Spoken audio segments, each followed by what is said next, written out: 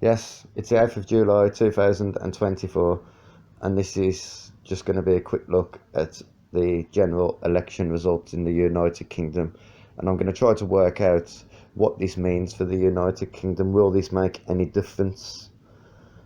Obviously, for those that don't know, which I'm guessing everybody does by now, surely, Labour won a massive majority over the Conservatives. The Conservatives had a completely disastrous night.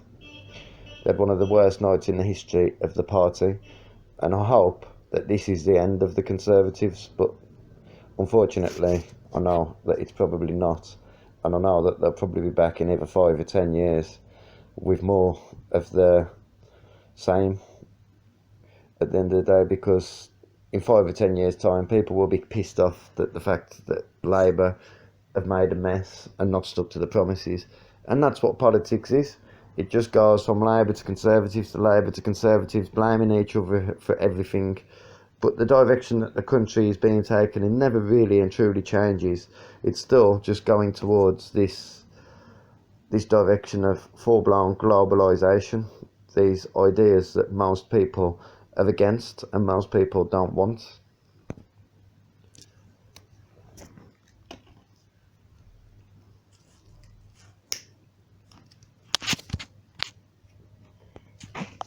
I mean, I always feel like if Labour would have won an election like this in the 1980s or the 1990s, that there would have been a sense of optimism and excitement among a lot of the working class people in the United Kingdom. But that's all gone now. There doesn't seem to be a sense of excitement or optimism. In fact, there seems to be more of a sense of dread. Like, people are actually genuinely worried about the direction that this party is going to take us in. Obviously, Keir Starmer is a man that believes that a woman can have a penis. He's one of them ones. And but Keir Starmer will say whatever it takes to please whoever's listening at the time. Whoever he believes is listening, Keir Starmer will say whatever he thinks that we want to hear. That's what he's all about. That's how he's got into power. He's got into power by pretty much standing there watching the Conservatives destroy themselves. He really hasn't had to do anything. All he's had to do is just watch the Conservatives lie, and the corruption and the scandals, and pretty much, he's just stood there silently and watched it all happen. And now he's won an election based on the technicality that people just don't like the Conservatives, and the right wing is split between the Conservatives and Reform. So he hasn't really earned what he's got, in my opinion. I mean, Jeremy Corbyn had over 1 million more votes than Keir Starmer, so that's how popular Keir Starmer really is. He had less votes than Jeremy Corbyn. I don't know how well Labour would have done if they would have had Jeremy Corbyn running in this election, and I don't know how much of a difference it would have made if you look at Corbyn's results. Corbyn had of nearly 11 million votes, I think it is, whereas Starmer had just over 9 million or something. So, you start looking at it and you start to realise that Keir Starmer hasn't won this due to people liking his ideas or due to Keir Starmer being popular. He's won it on a technicality that people just don't want the Conservatives anywhere near Parliament at the moment. That's the only way that he's won this election. But, I mean, unfortunately for me, I'm old enough to remember the last time a Labour government got voted into power. I mean, I think I was 17 when Tony Blair's Labour got into power, and there was huge excitement about what they was going to do. And to be fair to them, for the first few years, they did all right. I don't think most people was annoyed at them. I think most people pretty much felt like pretty comfortable, and they didn't do a bad job. It was when 9/11 happened and when the Iraq War started that Labour showed themselves for what they are. They lied about weapons of mass destruction in Iraq. Tony Blair should be tried as a war criminal, and yet he's still there using Keir Starmer as his puppet at the moment. And we pretty much ended up back with a Tony Blair-like Labour Party. Which might sound good to some people because they could say, oh, there was sensible and there was this and there was that. But there was also corrupt, and there was lying scumbags, and there was self-serving pricks, a lot of them. So I don't think that we're better off with this Labour Party any better off than what we would have been under the Conservatives. Yeah, the Labour have probably got a few policies that I agree with, more so than the Conservatives, but not many more. I mean, just, they're almost exactly the same as each other. Like I say, the general direction of the country does not move. And this whole time through this election, what I've noticed is, well, not just through this election, for the last few elections that he's been involved in at least anyway, Nigel Farage is being followed around and heckled everywhere that he goes.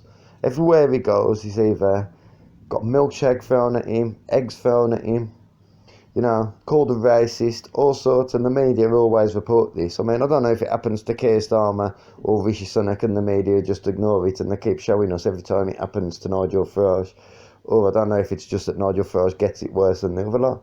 But it seems to me like the latter. It seems to me like Nigel Farage seems to get it worse than everybody else. Despite the fact that Nigel Farage has never been given any power, realistically. I mean, why is it that people pick on Nigel Farage when you've got people like Boris Johnson who done nothing but lie all the way through COVID and then all the way through the inquiry as well, through Partygate, he done nothing but lie. Then you got Liz Truss who almost fucking clapped the economy overnight, and then you got Rishi Sunak who pretty much didn't have a chance from the start, to be fair to him. I mean, I don't like Rishi Sunak, obviously. He's just another Tory prick, just another posh ponce. But at the end of the day, he was fighting a losing battle from the very start. But nobody ever echoes these people. It never seems like, I never see a really angry, red-faced member of the public, really laying into these people. They seem to get away with it. Whereas Nigel Farage doesn't. Like I say, I don't know if it's just because the mainstream media ignore it when it happens to Starmer and Sunak, and they report it when it happens to Farage, because obviously the mainstream media don't like Nigel Farage. He's constantly dismissed as a racist due to his views on immigration. I mean, to me now, the term racist, that expression, is losing all meaning, because now you're a racist just because you don't want mass immigration. I mean, when was that racist before? In the 70s, that wasn't racism. Was, going out of your way to attack people of a different race, physically sometimes, or verbally, both. Now racism is having a political opinion that isn't in line with what the mainstream media think. I mean, I remember in the 1990s and the 1980s, and, the media was as racist as anybody. The media was the most racist people, and they still are. It's just that now they've turned their attention to working class white people. They don't want us anymore. They want to flood our countries, all these so-called developed countries, with cheap labour, and for the corporations, so the corporations can have cheap labour, and these corporations don't pay tax anyway, and these corporations' profits will grow because of the cheap labour that they are using. So if they can flood this country with cheap labour, that wins for them, and it wins for the corporation. But we lose. The people that live in this country, we lose, because now you've got an housing crisis. Now you've got well, I'll give you an example. Obviously, I'm into construction. I work in the construction industry, and I always say that dry liners or fixers would be some of the wealthiest, some of the healthiest paid people on the site if it wasn't for the influx of immigrants. Now, I know fixers that have been fixers for 20, 30 years in this country, working for 20, 30 years now. Like the last job I was on was for a company called CDL. Well, not the last job I was on, but a job I was on about a year ago, was working for a company called CDL. And what these people did was, instead of paying English fixers, they would pay one Romanian individual. I think he was Romanian. He was European anyway. One individual, and this bloke, this Romanian man, would supply all the labour. He'd get like 50 different Romanians in there to do the work, and they'd house them. They'd put them in a house.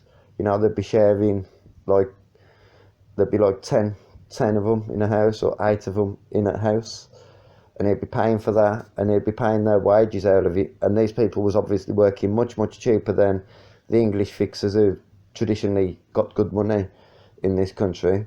So what did CDL decide to do about that? They decided to get rid of the English fixers and keep the foreign fixers there, because they're paying less.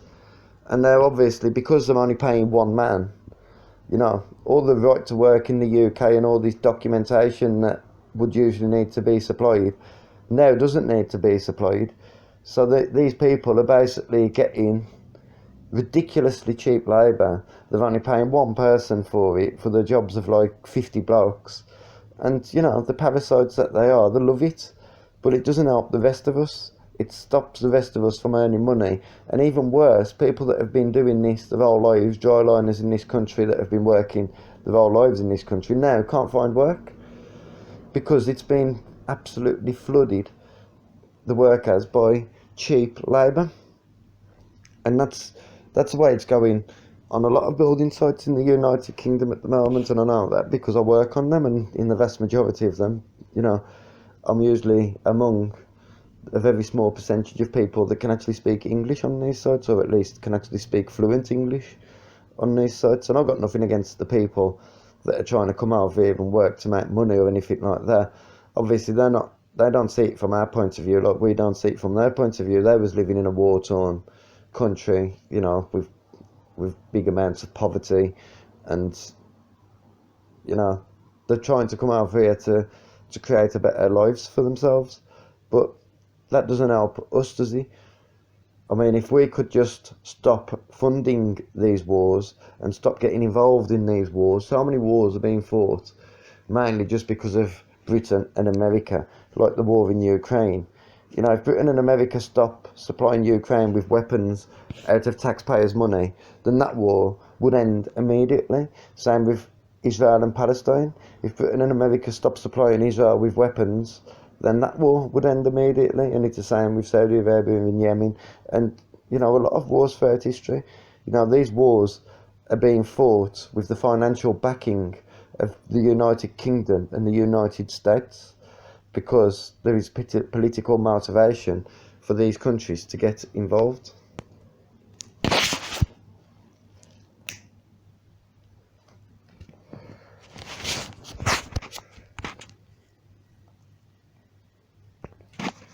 It's not about fighting oppression. Obviously, these people, why would the oppressors want to fight oppression? It's what they do every time there's a war on.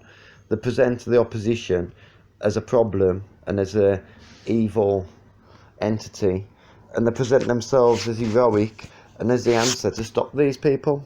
But that's not the case, is it? It never has been the case. The truth is that the real evil is the United Kingdom and the United States, at least the government of these nations anyway. I'm not saying the people at all, but the government of these nations are the problem. You know, they're attacking. They've spent the last 30 years attacking the Middle East, fighting Russia, you know, defending Ukraine and doing all this. And now they've turned their attention to us. Now we are going to be the next victims of these people. Now, the trouble is that we could fight back, but most people don't even know who their enemy is. Most people are still debating about trans rights and all this sort of nonsense, distractions, things to distract you from reality and from the real problem. That's what people are arguing about. And in the meantime, we are being systematically oppressed by our own government, by people that we pay. We're paying for our own oppression. We're literally like the turkeys that Bernard Matthews uses. You know, we pay for our own oppression like the turkeys pay for their own oppression as well, their own deaths in the case of the turkeys. But that's us. You know, they make money out of sucking blood out of us. And to me, I really wouldn't give a single fuck. And I really wouldn't. You know, the only reason I do this is because I've got kids, and these kids are going to have to be brought up in this country, and they're going to have to live in this country. And, You know, this country is starting to turn into something that is totally unrecognisable to me. You know, we always used to believe that, you know, as time goes on, generations get more and more. But it's going the opposite now. We're getting less and less again. And how long are we going to regress for before we actually wake up and notice that the enemy has been our government the whole time? The whole of Parliament is our enemy. All of them should be locked up, or at least all the people that have obviously been caught committing these crimes. People like Matthew Hancock and Boris Johnson and Tony Blair and George Bush and Joe Biden. In my opinion, they're all war criminals. It's funny how the only president who's ever been convicted of a felony is Donald Trump, when every single president in the United States, probably since the 1960s or 50s, has been exactly as corrupt as each other. You know, they've all been corrupt. You know, you've only got to look at Watergate and Vietnamese War and the Vietnam War and the Iraq War in the 1990s, and then again in the early 2000s, the Afghan War, the Syrian War, the Libyan War. You know, we're all outraged by Russia fighting the Ukrainians when we've been doing nothing but fighting everybody all over the Middle East and many parts of the world since our earliest beginnings. We're the biggest hypocrites in the world, and all that we want to talk about is whether women can have penises or not. Well, I can answer that for you right now. No, women can't have penises. Keir Starmer's an absolute fucking idiot. He's a puppet. He's Tony Blair's puppet. And these people are deliberately trying to oppress their own people. But thanks for watching anyway. I'll leave it at that for now. Thank you very much. I'm out. Bye.